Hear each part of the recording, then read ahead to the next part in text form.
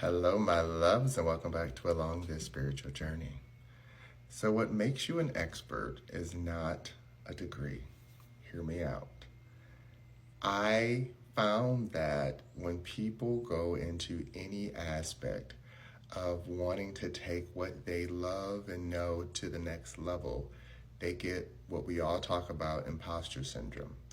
Imposter syndrome is literally feeling like your work is not good enough to be presented to the public as something that is worthy of a major corporation that's able to have a marketing company, a branding company, and all these different other attributes that they can contribute to the packaging and branding of how they deliver their message, but it doesn't mean that that message is quality. Okay? This is the part of misunderstanding when people feel that they know something and they have a passion for that. If they don't follow the traditional pathway, that means that they're not worthy of the title. And this I do not believe in. I do believe that certain modalities require you to go to school and have a certain amount of level of didactic training that you need in order to do the physical hands-on work that is necessary to complete the task. That is then where the whole byproduct is a degree and certification.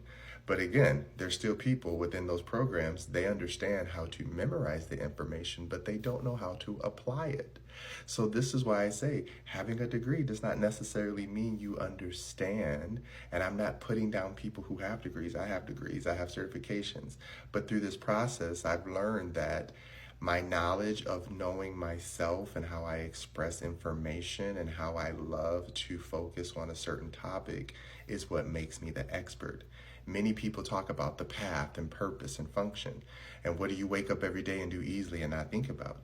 It takes time to follow that path, but it's like building blocks. It's understanding that this little thing adds up to this little thing, and this little thing adds up to this thing. This is why applications or more so resumes are meant to be impressive, because it's showing a timeline and a stamp of all the places you've been, and that type of experience, how does it now accumulate to who you are? Because we're all melting pots of information.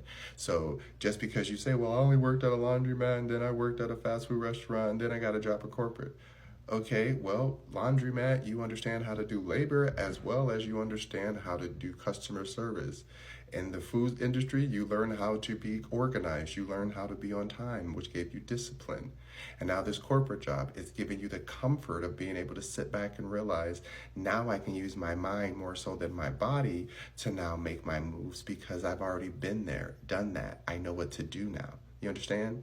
Every beginner entry level will be the laborious labor work of putting all the pieces together and gathering information and sorting it and putting it into a space that now makes understand and filing it away and keeping it safe and organized until you need it, because the things you think you need now, you might not need until later. And so you have to be disciplined in self to know that, okay, this information I'm retaining, I'm going to end up using further down the line in my life or in my career or whatever that might be.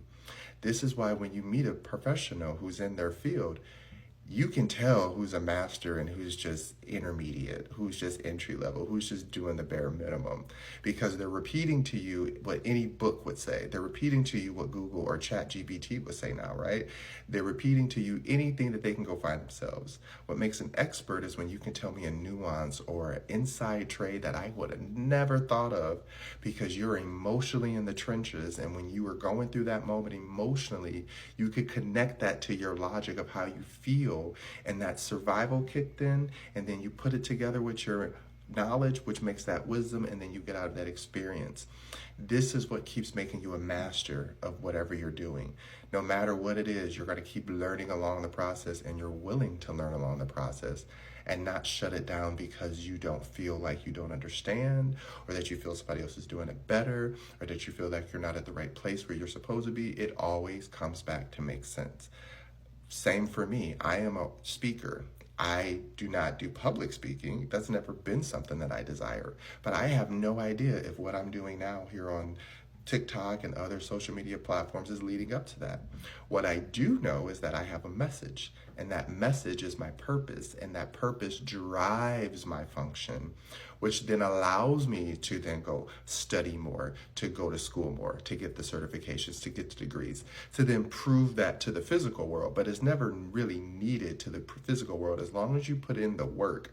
This is why I believe in documenting everything you do, because it shows your progression and where you are, and it also lets you know how much you've gained along the way that you have in your artillery belt, right? It's all about having that toolbox. You have to understand that life is about collecting tools, and then when you have a situation where you need that tool, because it's all about having it to utilize. When you understand that that toolbox is there for you to use and for you to understand, that's the part that where it helps you connect with spirit. That's the part that helps you connect with the bigger picture, where it's like, there's something I'm supposed to learn here. Because when you know that you want to learn, you go out of your way to learn. You find ways to bring that knowledge to you. You put yourself in situations that help you understand, oh my gosh, this is something that I could just do all day, any day, and not think about it. Like, I will start a project. Most people don't. I didn't know it. I love editing. It is not something that I actually love doing, but I will do it for hours. I will forget to eat. I'll forget to drink.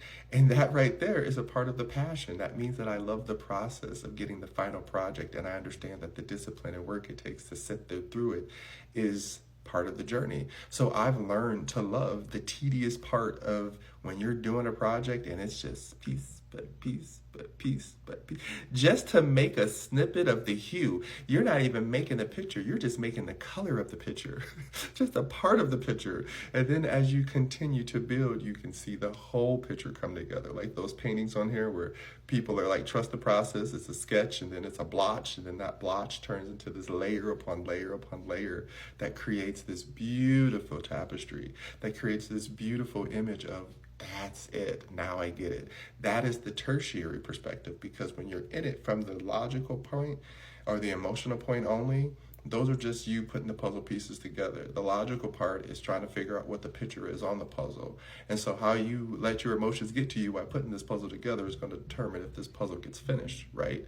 And so this is the whole point of life, is learning how to understand that we are all experts in something. I meet so many people and we start talking, and when they just find that little sweet spot to seep in or integrate their passion, they get excited and they can tell me every bit and part about this topic that I had no idea about, because we all are built differently. So remember, a degree is not bad. A degree is just saying that you put in the work, and I appreciate that. But learn how to put work into things that actually make you excited, things that you are already an expert in without someone giving you the degree. This is what manifestation is. This is what owning your vision means. You don't have to have the degree to be that thing, but you do have to have that degree to get employed, depending on what it is. So that's the part of that where you have to be okay with sitting still in this physical world while you are building your empire in the spiritual world. And that is what aligns your emotional to your logical, which then lets you become that expert mastered in your own reality. Understand? All right. Love ya. Mwah.